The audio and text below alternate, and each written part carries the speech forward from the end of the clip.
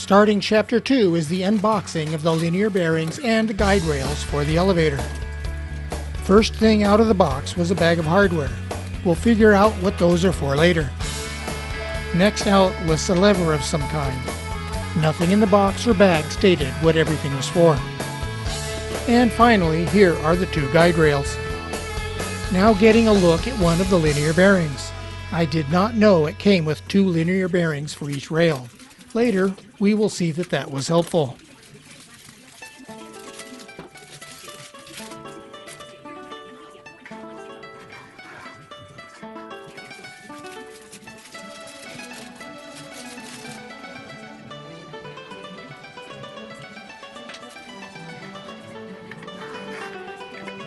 Was wondering what those set screws were for on the side of the housing, so I went in and got my hex drivers and found that they seemed to be for setting tension between the bearing and the guide rail. Still no clue of what that lever is for because it does not fit any of the threads. I went back to Amazon and posted a question only to find that others had the same question and there were no answers. Here I am confirming there are no instructions included in the box. That bag of hardware included hex socket screws for the attachment to the bearings.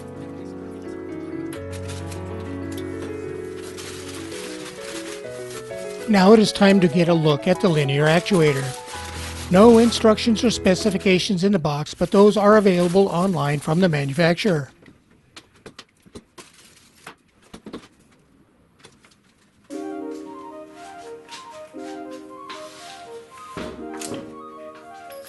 Getting my power supply set up for a quick operational test. This actuator is rated at 12 volts and should lift up to 150 pounds. I do not need more than 20 pounds, but this is the one they had that fits in the space available. Operation of the actuator is simple and straightforward, just reversing polarity to change directions.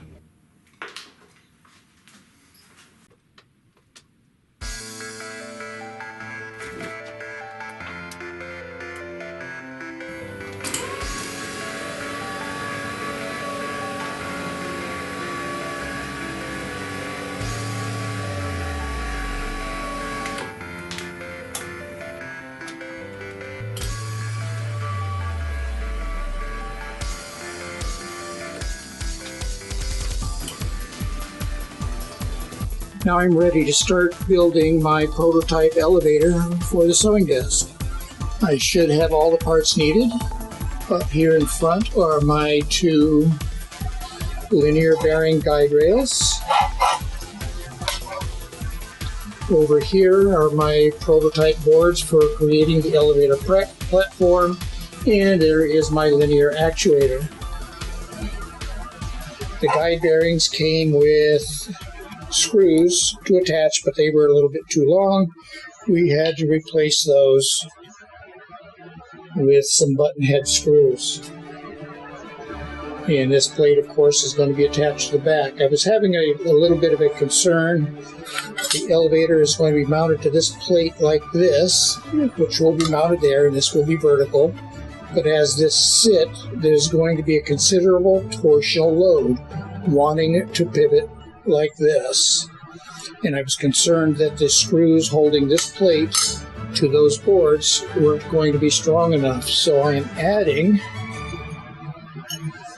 this bracket here, which should transfer the torsional load, or the greater majority of the torsional load, to this plate instead of the two wood screws that are going to be holding the two boards in place. So now it's time to get to building the platform. Getting ready to mount the support brackets on the platform, and I have the guide rails now sitting over here. I have those guide rails set at 6 inches apart, so the brackets are going to be set 6 inches apart on the platform. So now let's make a little bit of sawdust. Now getting set up to start building the elevator platform from boards already cut. First thing I do is mark one corner that I know is square, and everything else will reference to that corner. I'm going to make a couple of dados that will locate the two supports. They need to be 6 inches apart, so first I find the center of the board, then offset one line 3 inches. This is how the two boards will be mounted, and now it is off to the table saw to make some sawdust.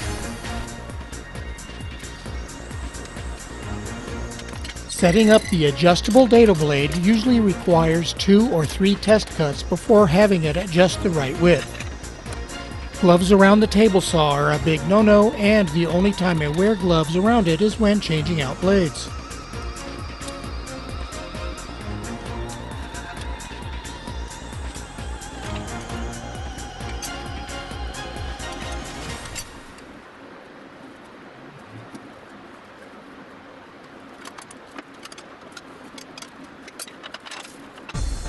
For setting the depth, I grabbed my trusty Wixie depth gauge, and in this case, I'm setting it for 1/8 inch. Crap. Battery is dead, and I have no idea if I have a replacement. Be right back. Luckily, I did have a replacement, so now let's get it set.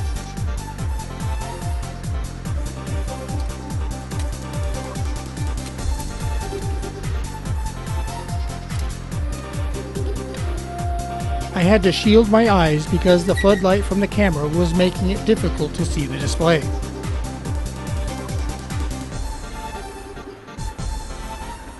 Now here's a close-up of the gauge showing where I set it.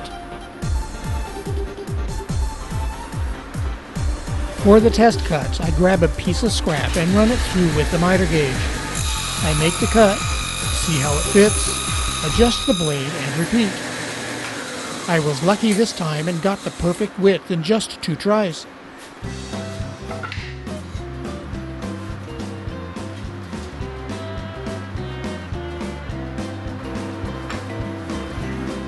Now it is time to center that cut on the blade. The positioning of this cut is not that critical. Only the spacing between the 2 cuts is important. I visually aligned the first cut and then set the fence. I am looking at the furthest most wobble of the blade to set the center.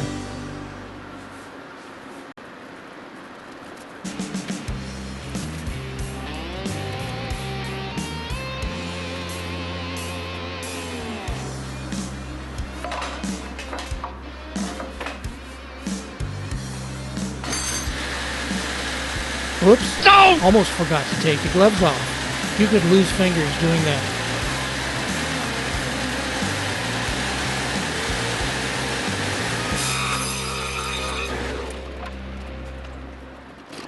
For the other dado, it is simple as moving the fence over 6 inches. I lightly score the end and then validate it at 6 inches before finishing the cut.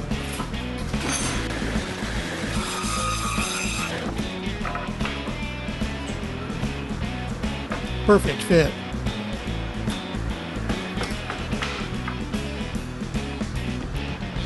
Here I am transferring the center line of the dado so that I can match drill mounting screws for the top plate.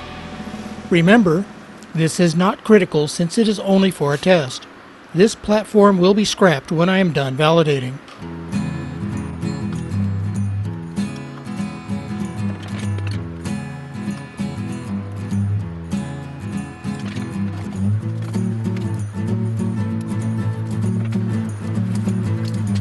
Now marking the crosshairs where I will be drilling the platform mounting holes, using an automatic center punch before moving over to the drill press. Poking 4 holes into the base plate and then moving it back over to my bench.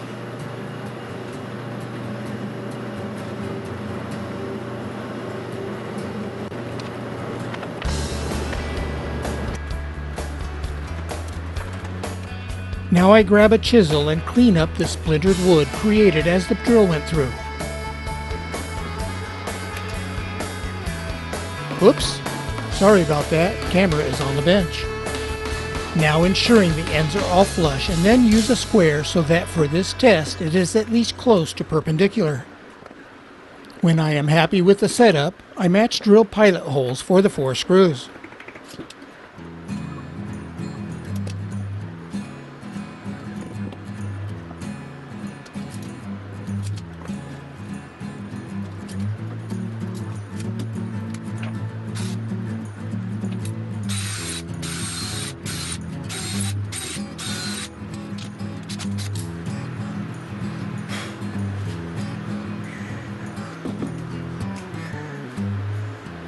Here I am marking the approximate head size for the countersink, and after that I will open up the hole for the shank of the screw.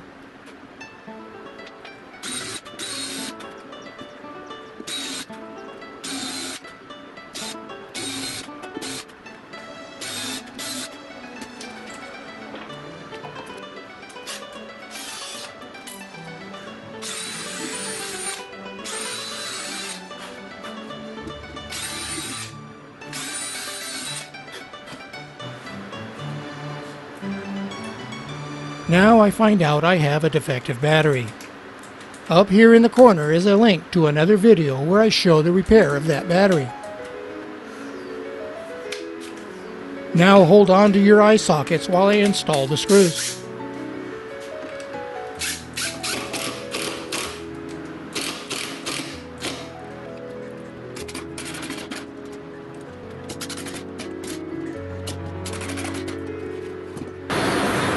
My test platform almost ready to go. I've got my mounting plate. This mounting plate is going to be mounted over here onto those rails, and it will be going up and down like this. Now what I was concerned about, got some screws that are going to be screwed into the mounts. What I was concerned about is the weight on here is going to want to pull out the upper screws. So this is what I think is going to resolve that issue. We've got this additional plate going to be mounted here, screwed into the bottom of the plate, and the torsional force is going to be pulling on the plate instead of the screws, and that should resolve the problem. So it's time to get everything mounted up.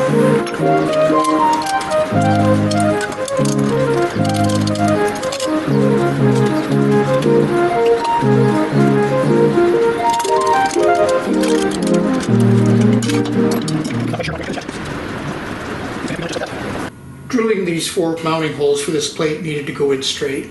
I had no way to mount this on my drill press to drill those holes, and drilling through the edge grain of plywood, the drill bit always wants to wander. So what I did is I made a drill template using this as a guide. I made a drill jig that should keep the drill bit straight. So all I need to do is line this up with the edge, and to do that I've got a flashlight here, and I'm just looking on the inside to line it up with the top, and looking down the center lines for the holes.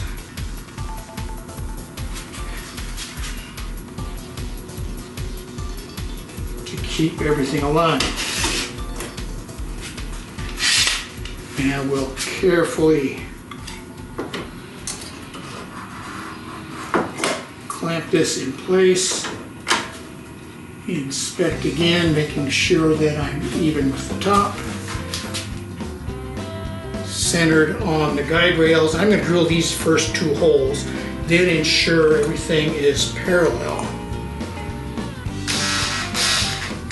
And for the drill depth, I've already got the drill bit set for the drill depth, which this is going to be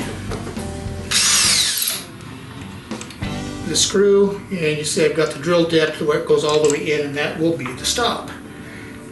And letting the drill guide itself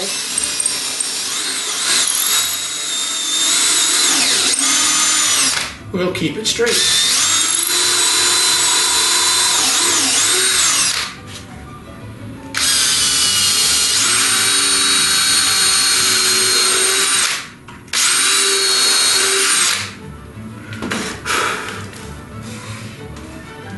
Here's the first 2 holes. Now I need to find my tape measure.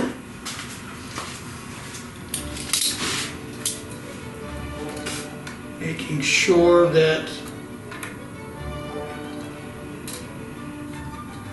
the inside is still a 6-inch space and it's not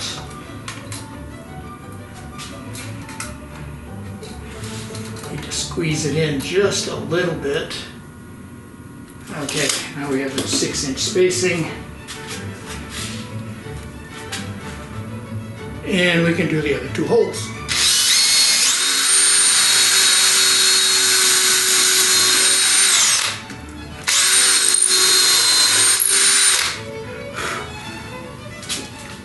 Except I put this clamp right where I need to drill. That was not a good plan.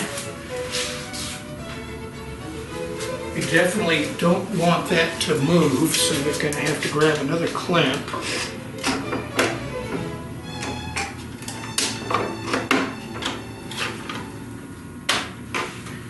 We can move this one out of the way.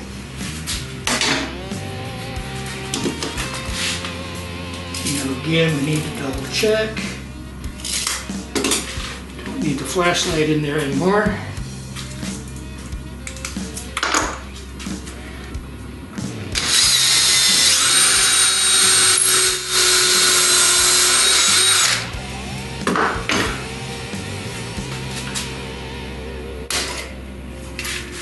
And now we have our pilot holes.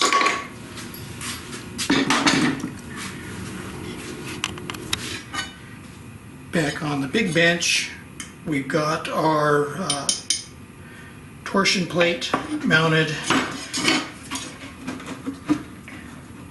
And let's get this hooked up.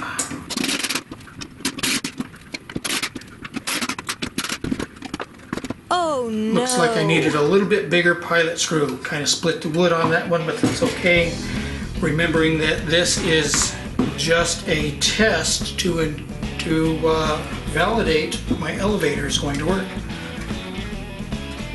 Next step, we're going to have to match drill our holes for our pan head screws down through the bottom.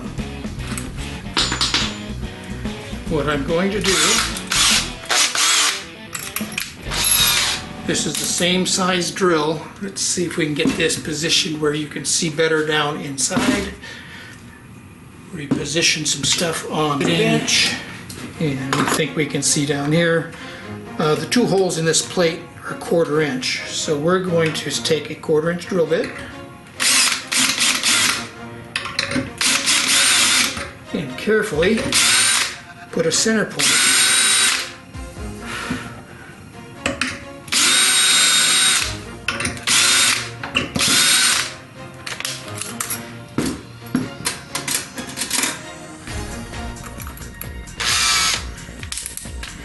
For the finished product, I'm going to control the depth of this, but I'm not going to try to do that on this one. We're just going to drill through.